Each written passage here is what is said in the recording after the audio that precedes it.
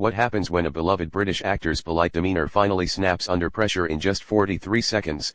Lorraine Kelly's morning show went from cheerful banter to complete chaos, leaving viewers across the nation stunned and the hosts scrambling to regain control. Last night, exclusive footage emerged of the most shocking celebrity meltdown in daytime television history.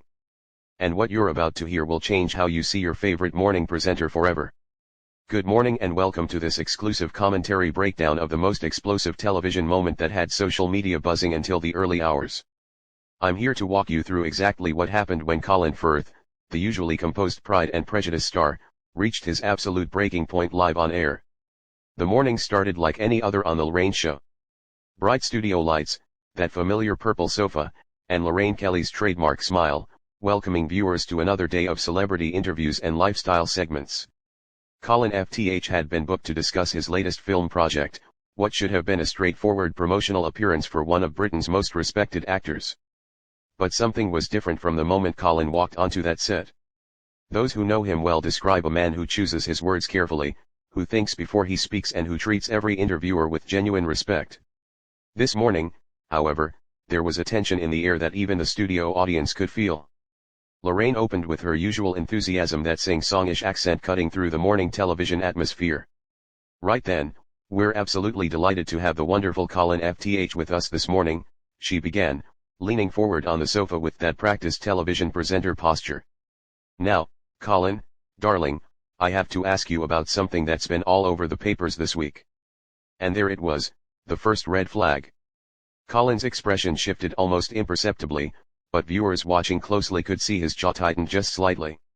He'd clearly come prepared to discuss his film, his craft, his upcoming projects. Instead, Lorraine was diving straight into tabloid territory. "The thing is," Lorraine continued, her voice taking on that gossipy tone that morning, "television presenters perfect over years of practice. Everyone's been talking about your personal life lately, and I think our viewers deserve to know the truth." Colin straightened in his seat, maintaining that professional actor's composure that had served him through decades of interviews. "I'd really prefer to focus on the film today, Lorraine. That's what we agreed to discuss." His voice was calm, measured, but there was something underneath it. A warning perhaps. A gentle request to steer the conversation back to safer waters. But Lorraine Kelly didn't seem to hear it. Or maybe she chose not to. "Oh, come on now," she laughed, waving her hand dismissively. "You can't expect to come on television and not talk about the elephant in the room. Our audience is smart, Colin. They read the papers. They know what's going on."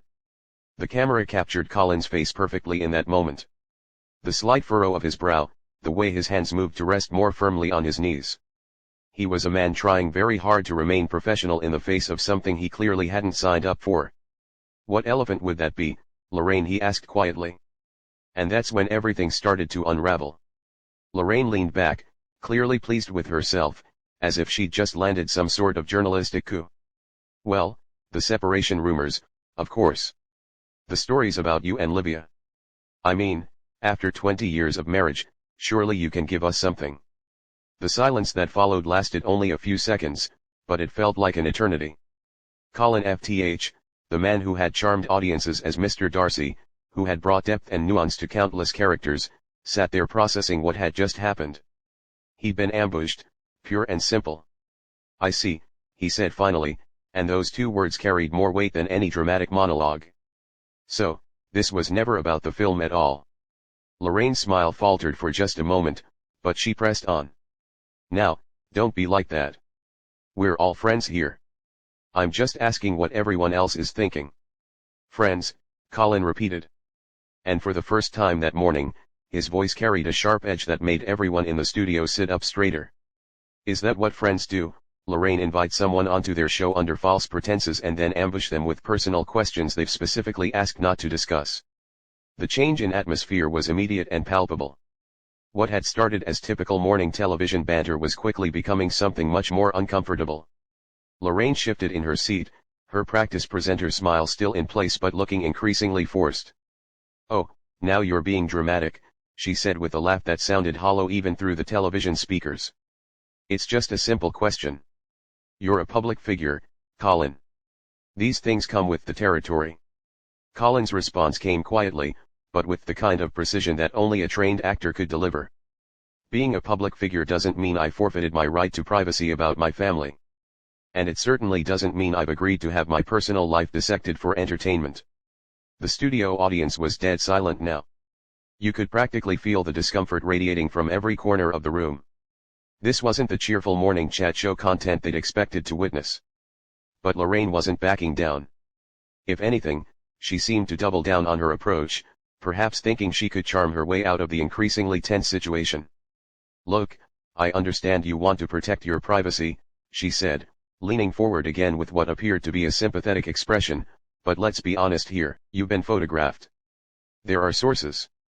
The story is already out there. I'm giving you a chance to set the record straight." Colin's laugh was sharp and humorless. "You're giving me a chance? How generous of you, Lorraine. And what exactly am I supposed to be grateful for the opportunity to have my marriage examined like some sort of soap opera plotline?" "That's not what I'm doing," Lorraine protested. But her voice had taken on a defensive quality that viewers could easily detect. "I'm simply asking you to address the rumors." "No," Colin said firmly. "What you're doing is exploiting gossip for ratings. What you're doing is pretending that your curiosity somehow serves the public interest. What you're doing is exactly the kind of tabloid journalism that makes actors reluctant to do interviews in the first place." The words hung in the air like a challenge. Lorraine's face had gone through several expressions in the span of a few seconds. From surprise to indignation to something that looked almost like panic. "I think you're overreacting," she said, but her voice lacked its earlier confidence. "This is morning television, Colin. People expect a bit of fun, a bit of gossip. It's not meant to be the BBC News." Colin stood up slowly from the purple sofa, and the simple action felt like a seismic shift in the studio's energy. "Fun," he repeated. "Is that what you call it? When you pry into someone's marriage without their consent, when you turn personal pain into entertainment." "Now, hold on just a minute," Lorraine said, her own voice rising slightly as she seemed to realize she was losing control of the situation entirely. "You knew what kind of show this was when you agreed to come on. Don't act like you're some sort of victim here." The word victim seemed to hit Colin like a physical blow. His composure, which had been fraying at the edges, finally began to crack completely. "Victim," he said, his voice carrying a quiet intensity that was somehow more powerful than shouting would have been. "You invite me here under the pretense of discussing my work, then blindside me with questions about my personal life, and when I object, you tell me I'm overreacting and that I somehow asked for this treatment." Lorraine was clearly flustered now, her professional presenter mask slipping more with each passing second. "Kin, please sit down. Let's just calm down and have a proper conversation." "A proper conversation?" Colin's voice was rising now, the control he'd maintained throughout his career finally giving way. "Is that what you call this? You've spent the entire interview trying to extract personal information that I've explicitly said I don't want to discuss, and now you want me to calm down." The camera operator seemed unsure where to focus, switching between close-ups of Colin's increasingly animated face and wide shots that captured the growing tension between host and guest. In the background, producers could be seen gesturing frantically, clearly trying to figure out how to salvage what was quickly becoming a public relations nightmare. "I'm just doing my job," Lorraine said. But her voice sounded small and defensive now. Colin turned to face her directly, his eyes blazing with an anger that seemed to surprise even him. Your job is supposed to be interviewing people, not interrogating them. Your job is supposed to be entertainment, not exploitation. Your job is supposed to involve some basic level of human decency and respect." The studio had gone completely silent except for the sound of Colin's voice, which seemed to fill every corner of the space with its intensity. "And you know what the worst part is, Lorraine?" Colin continued, his voice cutting through the stunned silence like a blade. "The worst part is that you sit there with that fake smile, pretending to care about me as a person, when all you really care about is whether I'll give you something juicy enough to trend on social media." Lorraine's mouth opened and closed several times, but no words came out. For perhaps the first time in her broadcasting career, she appeared to be genuinely speechless. Colin wasn't finished. The dam had burst, and years of frustration with invasive media coverage seemed to pour out all at once. "Do you have any idea what it's like to have every aspect of your private life treated as public property? Do you understand what it does to a family when their most intimate moments become fodder for morning television?" Colin, I think you need to remember where you are. Lorraine finally managed, her voice shaking slightly as she attempted to regain some semblance of control. This is live television. There are millions of people watching. Colin's response was swift and devastating. Oh, I know exactly where I am, Lorraine. I'm sitting across from someone who thinks that having a television show gives her the right to pry into people's lives without consequence. I'm in a studio where basic human decency apparently doesn't apply as long as the cameras are rolling.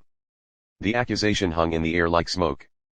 Lorraine's face had gone pale, and for a moment, she looked genuinely shaken. That's not fair, she whispered. Fair? Colin's laugh was bitter. You want to talk about what's fair? Is it fair that I came here in good faith to discuss my work only to be subjected to an interrogation about my marriage? Is it fair that you've spent this entire interview trying to extract personal information that could hurt the people I love most in the world? Lorraine straightened in her chair, and for a brief moment it looked like she might fight back. I'm a journalist, Colin.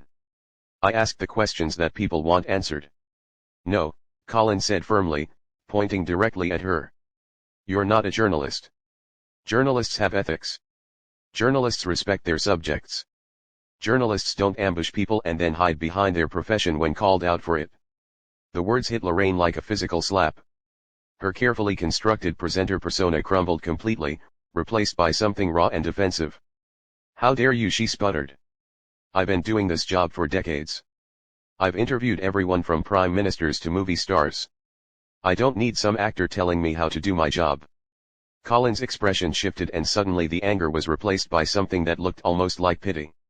And in all those decades, Lorraine, have you ever stopped to consider the cost? Have you ever thought about the damage you might be doing to real people's lives for the sake of entertainment? The question seemed to hit its target. Lorraine's face went through a series of expressions, from anger to confusion to something that might have been shame.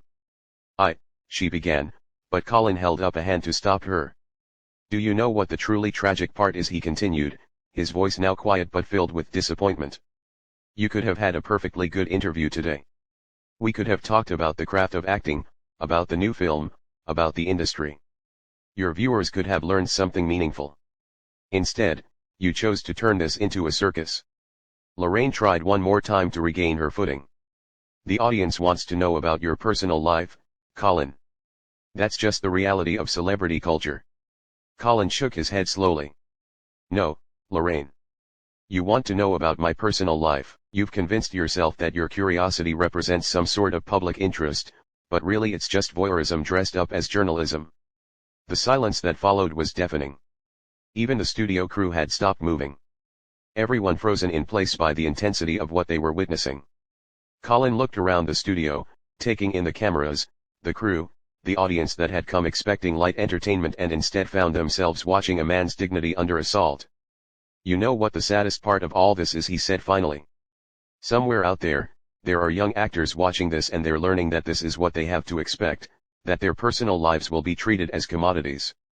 That respect is optional as long as the ratings are good. He turned back to Lorraine, who was now visibly struggling to maintain her composure. Is that the legacy you want, Lorraine? Is that what you want to be remembered for? Lorraine's voice, when she finally spoke, was barely above a whisper. I'm just trying to do my job. Colin gathered his jacket from the back of the sofa, his movements deliberate and controlled. Then maybe it's time to ask yourself whether this job is worth compromising your humanity. He walked toward the studio exit, and for a moment it seemed like the interview might end there. But then he turned back, and his final words carried the weight of years of frustration and disappointment. You had a chance today to show your viewers that celebrities are human beings deserving of basic respect and dignity. Instead, you chose to prove that morning television cares more about gossip than human decency. I hope it was worth it. The studio doors closed behind Colin FTH with a soft click that somehow seemed to echo through the entire space. Lorraine Kelly sat alone on her purple sofa, surrounded by cameras and crew and a studio audience that had witnessed something unprecedented. The cheerful morning show set suddenly felt cold and empty. For several long moments, nobody moved. Nobody spoke. The woman who had built her career on quick wit and easy charm found herself completely at a loss for words, staring at the spot where Colin had been sitting just moments before. When she finally turned back to the camera, her smile was nowhere to be found. The mask had slipped completely, and what remained was something raw and uncomfortable and utterly unlike the polished presenter millions of viewers knew. Well, she said finally, her voice cracking slightly, "I suppose we should take a quick break." But everyone watching knew that this wasn't the kind of break that could fix what had just happened. Some things, once broken, couldn't be put back together with a simple commercial interruption and a fresh cup of tea. The most shocking celebrity walkout in morning television history was complete. But the questions it raised about media ethics, celebrity culture, and human dignity would linger long after the cameras stopped rolling.